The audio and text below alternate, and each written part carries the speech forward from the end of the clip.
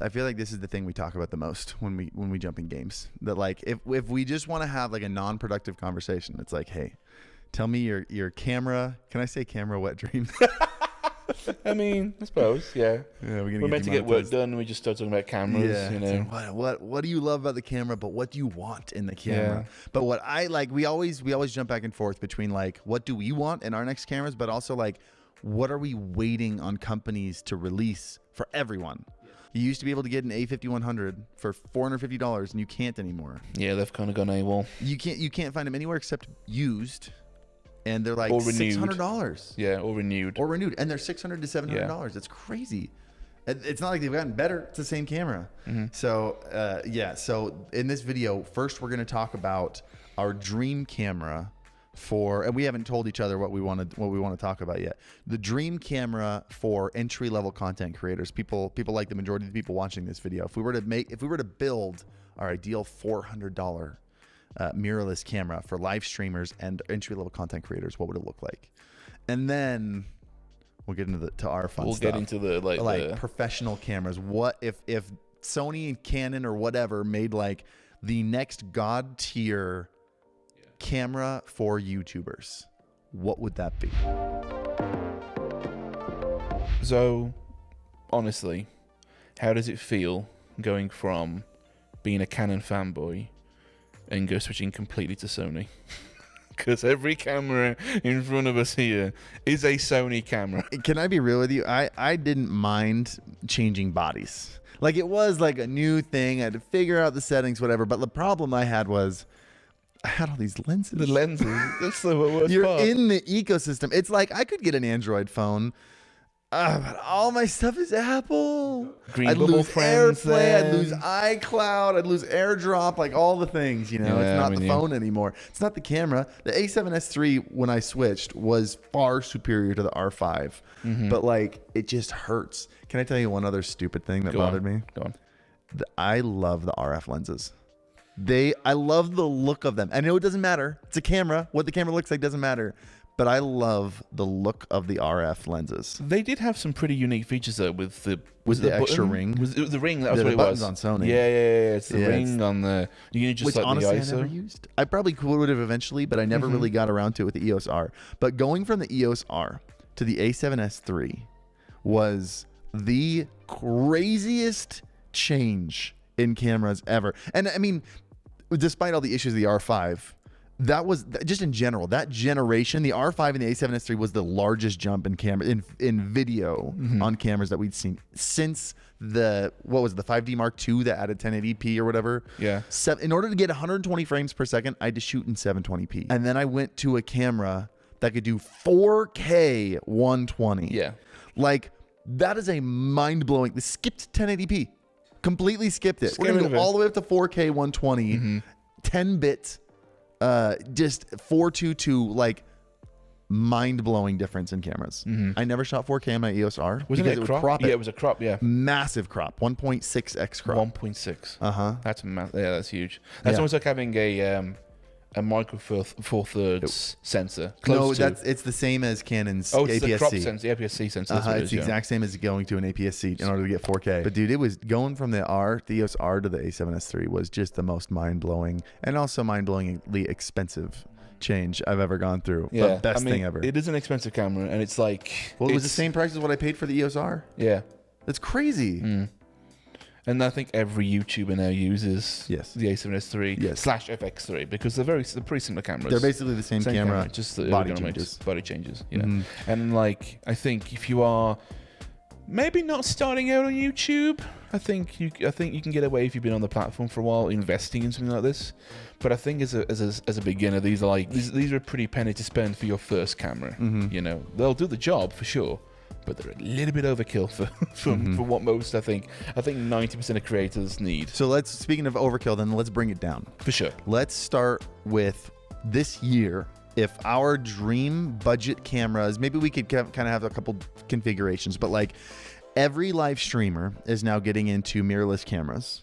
And they need it. Every streamer is also getting into YouTube. And so now more than ever, there is a massive need for budget cameras that work both really well for streaming and for making YouTube content. Yes. But when you're starting out, you don't need 4K 120, right? No, That's not no. going to get you subscribers. It's like, what do you need? What are the couple features that you need to make the perfect budget camera for someone getting their very first mirrorless camera for content creation? And just to start off the bar, what I'd like to set the bar at is I want a camera that's $400 to $450. I remember when I first started making videos on this channel, I'd be like, oh yeah, get a Sony A5100. You can get it for $450. That in our was the videos. gold standard, wasn't it? It was like, that's it. And it was kind of old. Yeah, at the time. And it was lacking features, but it was a solid mirrorless camera for $450. On that subject though, like they have to cater to a larger market though now, because not only are YouTubers filmmakers, they're also photographers, they're also they've got so many buckets to put this camera in. I think it's a difficult thing for them to go, we want to make a camera, but it also has to be a photography camera, it has to be a video camera, it has to be a streaming camera as well. Make a content camera. There are so many people that need to like dabble in content creation. Everyone wants to be a YouTuber nowadays. Make a camera that isn't a massive investment that you can dabble in. $400 to $450. You used to be able to buy them brand new for $450. You can't anymore. So what are we adding into a camera that is $400 to $450? I think there are a couple things that are like the bar. You can't go without this anymore. Flip out screen. Yes. There's no reason not to put a flip out screen anymore. And not a flip out screen that goes up. No, a flip full-on out, not flip up. articulating screen to see yourself when you're recording. Yes. I don't think flipping up is that much cheaper than flipping out. just make it flip this way. Imagine if there was a cost to doing that. Can you imagine that's what it's like? I mean, maybe a little bit because it articulates two directions. That's true. Maybe like an extra couple $100 bucks. A couple $100, couple extra bucks. That's what I meant to say. Sense, yeah. Yeah. But that stacks up, dude. And one other thing, just for the streaming aspect that I need, like this needs to be in there. USB direct connectivity to like, why is the USB like webcam version of cameras just awful? I heard the A7 IV is pretty good. Okay. And I'm going to test that out when it comes in. I've got one coming in hopefully the end of this month. I pre-ordered it. But like 1080-60. Just give us 1080-60. Like I'd like 4K 30. Yeah. But we don't need it. Just give us 1080-60 without dropping a bajillion frames. Because like this camera here, this is like a $3,500 camera, and if I plug it in, use webcam mode, I get 10 frames per second. I'm not gonna lie. I wonder if the reason why these cameras do that is because they weren't specifically designed for that reason. Whereas the A7 IV came out after the pandemic, these were started development way before then. Maybe the USB-C speeds on those cameras are faster. Well, then let's do it. I know we got the technology. Yes, I know it's there. Thunderbolt is no different to that. Like you can charge and power the camera. You can do that over these laptops here can do like 6K displays. Put one of those in these cameras. Well, we're talking budget. Maybe we can't go Thunderbolt in a budget camera, but like just USB 3. USB 3, yeah. We have $50 cameras that can go 1080-60. $50 webcams that can do 1080-60. Like just let it go over USB. One thing that I notice a lot with cheaper cameras is that it was a big deal back in the day with like the Canon. I had a Canon 60D, and I'm pretty sure all the Canon mirrored cameras used to do this. All the old DSLRs. It was just a record limit. Like there was like 30 minutes hard stop. You can't record anymore on one clip. You got to either shut down the camera or you got to restart. You got to start recording again. And it was so past that point now. There's no need for it anymore. Well, it wasn't. I thought it was for tax reasons. Well, so okay, I've actually found this out. So for those of you who don't know what I'm talking about, video cameras and photo cameras get taxed differently. I don't know why. That's so stupid. That 30-minute limit of recording that some cameras had, my EOS R had a 30-minute limit. That wasn't because the camera couldn't record longer than that. They artificially capped it so that because if it went longer than 30 minutes, it was considered a video camera and it got taxed higher. So, for example, the Canon M50 Mark II, which is relatively new. Relatively new. I think it's around the same price as the ZVE 10 it's around the same around the same price. Oh, it's $699. Has a 30-minute record limit. Okay. So comparing that to the ZVE 10, well, the ZVE 10. Does the ZVE 10 have a record limit? Yes, you looked this up earlier. It does. It's 13. It's what? 13. 13 what? Hours. Hours? It is a 13-hour record limit? Yes. What? I'm not kidding you. For a moment, I was like, 13 minutes? You got to be kidding me. I think 4K 60 uncropped is asking too much of a 4. Okay. If we're going super budget and I'm just like bare bones, what do we need? Give us 4K 30 uncropped. You brought up 4K 60. Yes. And I said, maybe make an iteration higher that can do 4K 60 uncropped. Yeah. I don't feel good asking for 4K 60 uncropped and asking for it to be $400. I think 4K 60 cropped is manageable, and I'd agree with you. I think my thing with you was like, did you want it to do 4K 120? And I was like, for $400, that's a lot. That's I don't think you can ask for that. I don't even know if you can ask for 4K 60 for $400. Well, you say that though, but how much are you thinking about it? I'm thinking about like the way we compress video now. But it was mostly the reason why you it was save money on your camera, but you better get a really expensive laptop. Yeah, an SD card. Yeah, that's where the budget comes in. It's like, oh, we saved $300. Oh no, there goes the SD card. It's $300.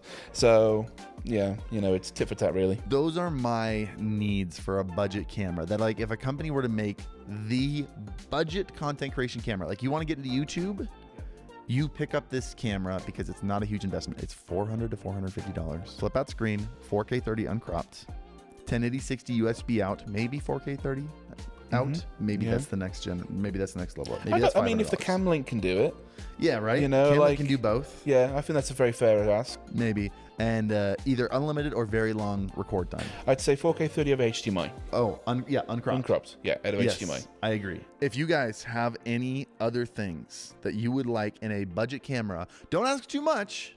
This is $400 to $450.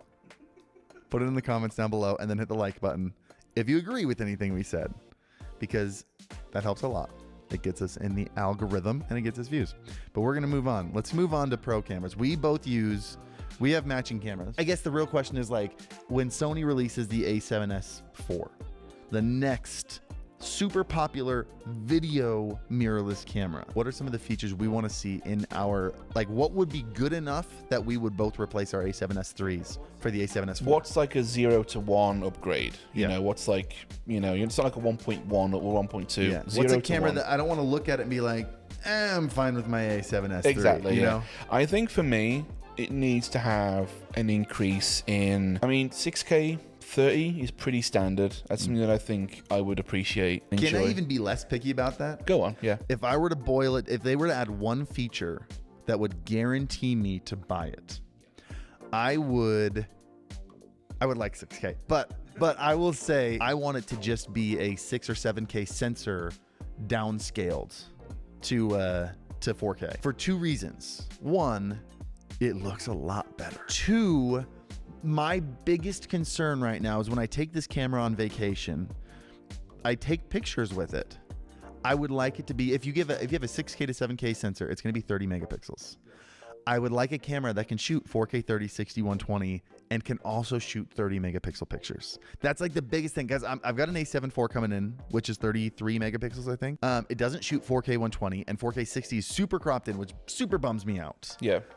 But you can take higher resolution photos because we use some of our photos built like all around our house.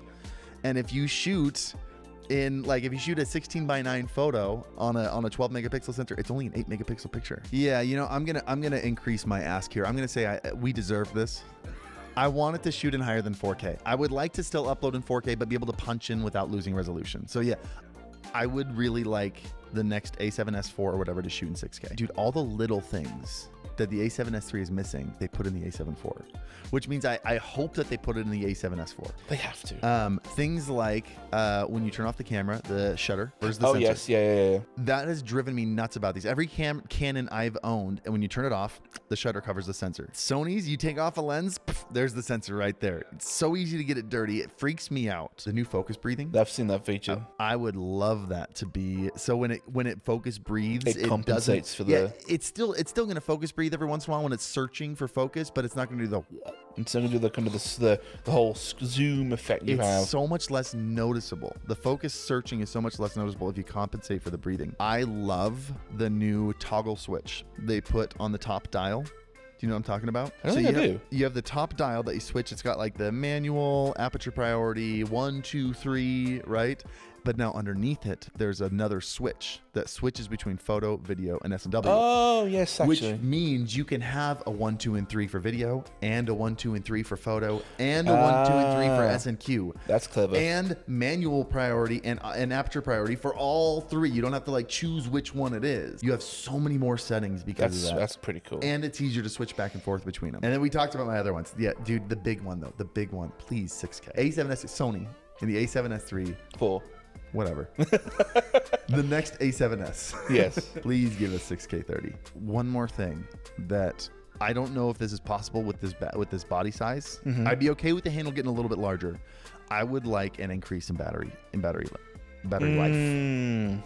Yes. Like the R3, which is like the new big square, like 1DX replacement, mirrorless 1DX that Canon just released. It has those massive batteries in it, and they last like what is it, 4 to 6 hours of recording. Like it's nuts. Yeah, I've seen them. They're like massive, like bricks. I would like to be able to go to shoots with either no extra batteries or 1 extra battery tops. Yeah. I would love to do that because I have like 6 Sony batteries right now, and I've always got 2 charging because we swap them out sometimes halfway through videos. I would love a battery that was guaranteed to last through a shoot. I feel like that would be great for traveling as well, because then you're not tied to like. I'd go out for the day. Yeah. Do I have an extra battery? All right, that's all mine. You got anything else? I don't think so.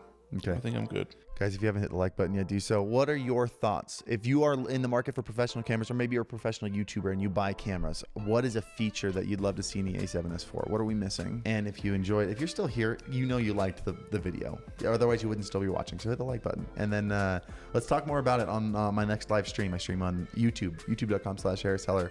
Link down in the description below. And then last push I'm going to do, in fact, I'm probably going to do it at the beginning of this video. So I'm not going to mention the Christmas album again. Except I just did. See what I did there? Link to that down below. Guys, have an awesome one. See you in the next video. And always, as always, I screwed up. You say it. And You screwed up. I was scratching my head and you asked me. I was like, oh wait, I'll stop now. And as always, happy streaming.